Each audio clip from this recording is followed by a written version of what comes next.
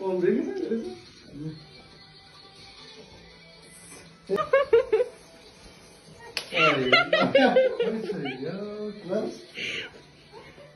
Kalktın mı ne?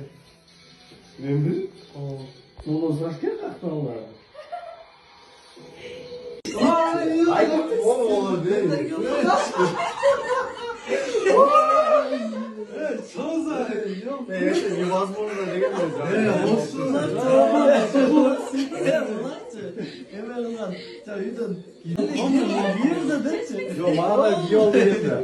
Ben de onu Bozana le koşmama oldu. Yok. Ya, hadi gittim. Hatta bizde yalan. Tamam.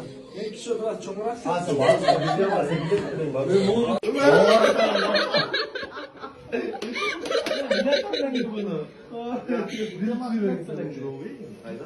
Anam ne? Boş her tefan canım. Oğlum kim gönlünün karası o için. Amin.